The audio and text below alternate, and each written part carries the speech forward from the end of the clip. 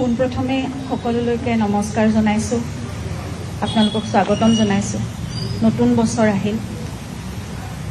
আপোনালোক সকলোৰে বাবে প্ৰাৰ্থনা কৰিছোঁ নতুন বছৰটো সকলোৰে ভাল হওক।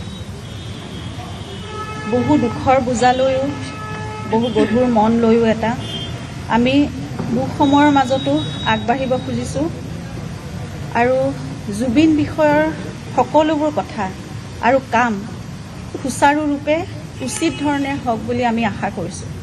তেতিয়া আমাৰ ঘৰখনৰ বাবেও অকণমান কিবা এটা আশা ঘূৰি আহিব।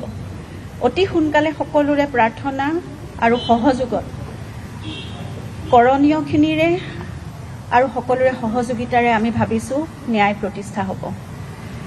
এই ন্যায়ৰ প্ৰক্ৰিয়াত আমি প্ৰত্যেকেই কৰিবলগীয়াখিনি সততাৰে কৰি গ'লেহে আমি বিচৰা ধৰণেৰে বা আশা কৰা ধৰণেৰে প্ৰক্ৰিয়াটো সোনকালে সম্পন্ন হ'ব আৰু তেতিয়ালৈকে আমি প্ৰয়োজনীয় সকলো কৰি থাকিম, কৰি যাবই লাগিব, কৰি থাকিবই লাগিব।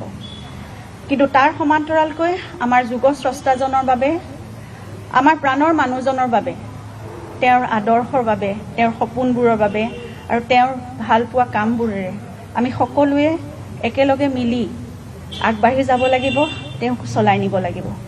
এইখিনিত আমি যদি স্থবিৰ হৈ যাওঁ তেতিয়াহ'লে তেওঁৰ প্ৰতি অন্যায় কৰা হ'ব। তেওঁ নিজেই কোৱা কথা, মোক মনত ৰখাতকৈ মোৰ সৃষ্টি আৰু কামখিনিক মানুহে মনত ৰাখিলে বেছি ভাল পাম। তেওঁ আৰু কৈছিলে যে দুখ সময়ৰ মাজতো আমি আমাৰ কৰ্ম কৰি যাব লাগিব।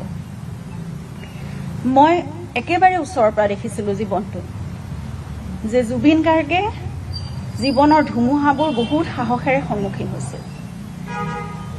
তেওঁ মাত্ৰ নিজৰ নিষ্ঠাৰে কৰা তেওঁ কাম আৰু তেওঁৰ সৃষ্টিৰ মাজেৰে প্ৰতিটো বেয়া সময়ত তেওঁ থিয় হৈ থাকিবলৈ চেষ্টা কৰিছিল। আমিও তেওঁৰ আদৰ্শৰে আগুৱাই যাবলৈ আজি চেষ্টা কৰিব লাগিব। জুবিন সকলো অসমীয়াৰ প্ৰাণে প্ৰাণে চিৰকাল আছিল, আছে আৰু থাকিবই। এতিয়া আমি সকলোৱে মিলি তেওঁৰ সত্তাৰ লগতে তেওঁৰ কামবোৰ, তেওঁৰ আদৰ্শ, তেওঁৰ বিশ্বাস, তেওঁৰ চৰ্চা, তেওঁৰ সাধনা, এই সকলোবোৰ যাতে চিৰযুগমীয়া হৈ থাকে আৰু নিৰন্তৰ প্ৰতিটো প্ৰজন্মৰ পৰা প্ৰজন্মলৈ এক অমৰ সত্তা হৈ আগুৱাই থাকে, তাৰ বাবে আমি চেষ্টা কৰিব লাগিব। তেওঁৰ বাবে বহু ঠাইত বহুজনে ইতিমধ্যে বহু কাম হাতত লৈছে আৰু আগবাঢ়িছে।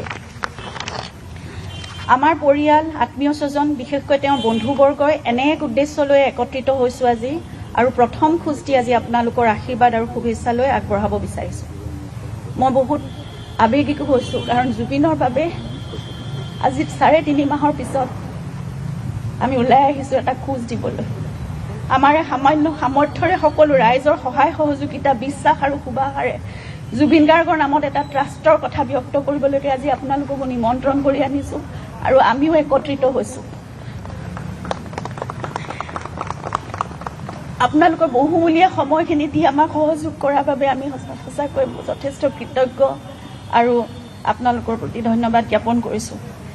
এই ট্ৰাষ্টটোৰ যোগেদি আমি জুবিনৰ আদৰ্শকে লৈ যেনেদৰে তেওঁ সামাজিক দিশত, সাংস্কৃতিক দিশত বা এই ক্ষেত্ৰত জড়িত ব্যক্তিসকলৰ বাবে, নতুন প্ৰজন্মৰ বাবে, প্ৰকৃতি সংৰক্ষণৰ বাবে যিবোৰ কাম কৰিছিল, তেনেকুৱা দিশবোৰতে কিছুমান কাম আমাৰ সামৰ্থ্যৰে আমি কৰি যাবলৈ চেষ্টা কৰিম আৰু এই কামসমূহ পৰিচালনা কৰিবৰ বাবে আমাৰ খাৰঘুলিৰ প্ৰপাৰ্টিটো আমি আগবঢ়াই দিবলৈ লৈছোঁ ট্ৰাষ্টৰ নামত।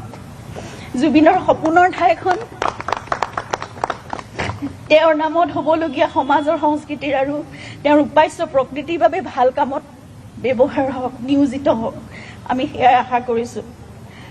আমি এতিয়া এই থকা ফ্লেটটোতে আমি থাকি যাম আগলৈ, কিন্তু খাৰঘুলিৰ সেই প্ৰপাৰ্টিটো য'ত জুবিনৰ বহুত আশা তাত জড়িত হৈ আছিল, সেইখিনি জুবিনৰ নামত হোৱা সামাজিক সাংস্কৃতিক ভাল কামবোৰৰ, মানুহৰ বাবে কৰা কামবোৰৰ বাবে, কাৰণ জুবিন এজন মানুহৰে মানুহ আছিল, সেই কামবোৰতে নিয়োজিত হওক।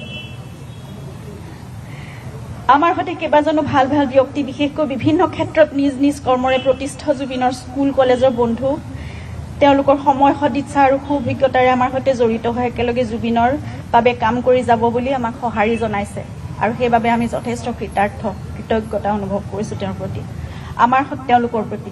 আৰু আমাৰ সৈতে আমাৰ খুৰা শ্ৰদ্ধাৰ মনোজ বৰঠাকুৰদেৱ, আমাৰ ভাতৃ ডক্টৰ পাৰ্থসাৰথী মহন্ত দাদা, তেখেত আহি আছে। শ্ৰদ্ধাৰ গৌতম শৰ্মা দাদাও থাকিব আমাক বিভিন্ন দিশত উপদেশ পৰামৰ্শই বাট দেখুৱাই আগবঢ়াই নিবলৈ। জুবিনে সদায় তেওঁৰ সেনাগন বুলি অভিহিত কৰা জুবিন ফেন ক্লাব থাকিব আমাৰ কামবোৰত সহায় কৰিবলৈ। এতিয়া সকলোতকৈ আমাৰ বাবে ডাঙৰ শক্তি আৰু সাহস ৰাইজ। গতিকে আপোনালোকৰ মৰম, আশীৰ্বাদ, বিশ্বাস, সহায় সহযোগিতাৰে জুবিনৰ সপোনৰ কামবোৰ আমি নিশ্চয় আগুৱাই নিব পাৰিম বুলি আশা কৰিছোঁ। আৰু লগতে এটা গুৰুত্বপূৰ্ণ কথা আজি ক'ব বিচাৰিছোঁ। কালি বছৰৰ প্ৰথম দিনটোতে মাননীয় মুখ্যমন্ত্ৰী মহোদয়ে তেখেতৰ কথা ৰাখি জুবিনৰ শেহতীয়া ছবি ৰৈ ৰৈ বিনালেৰ বাবে অহা ৰাজ্যিক কৰ 2,90,00,000 টকা জুবিনৰ দ্বাৰা প্ৰতিষ্ঠিত কলাগুৰু আৰ্টিষ্ট ফাউণ্ডেশ্যনলৈ হস্তান্তৰ কৰে। কলাগুৰু আৰ্টিষ্ট ফাউণ্ডেশ্যন অসমৰ শিল্পীসকলৰ সামূহিক কল্যাণৰ উদ্দেশ্যে গঠন হোৱা এক মঞ্চ। কিন্তু সেয়া অকল শিল্পীসকলৰ বাবে সীমিত হৈ নাথাকিল। জুবিনে সকলো ধৰণৰ কাম, সকলো ধৰণৰ সামাজিক সাংস্কৃতিক কাম নতুন প্ৰজন্মৰ বাবে, প্ৰকৃতিৰ বাবে সকলোবোৰ কাম সেই ফাউণ্ডেশ্যনৰ যোগেদিয়ে আগবঢ়াই নিছিল, কৰি আছিল। গতিকে এতিয়া কলাগুৰু আৰ্টিষ্ট ফাউণ্ডেশ্যনৰ অসমৰ আমি এই মঞ্চখনৰ যোগেদিয়ে জুবিন গাৰ্গৰ সামাজিক সাংস্কৃতিক আৰু প্ৰকৃতি সংৰক্ষণৰ বাবে কৰা কামবোৰৰ সংবৰ্ধন আৰু সম্প্ৰসাৰণ কৰিবলৈ সংকল্পবদ্ধ হৈছে।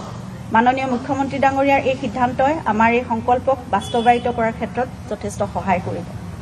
লগতে জুবিনৰ ন্যায় প্ৰক্ৰিয়াটোক অধিক শক্তিশালী কৰিবৰ বাবে আৰু ক্ষীপ্ৰ অগ্ৰগতিৰ বাবে বিশেষ চৰকাৰী অধিবক্তা নিয়োগ তথা এখন বিশেষ আদালতৰ বাবে উচ্চ ন্যায়ালয়ক চৰকাৰে আবেদন জনাব বুলিও যি ঘোষণা কৰিছে, নতুন বছৰে মংগলক্ষণত অসম চৰকাৰ আৰু মাননীয় মুখ্যমন্ত্ৰী ডাঙৰীয়াক এই সিদ্ধান্তৰ বাবে আমাৰ তৰফৰ পৰা আন্তৰিক ধন্যবাদ আৰু কৃতজ্ঞতা জনাইছোঁ।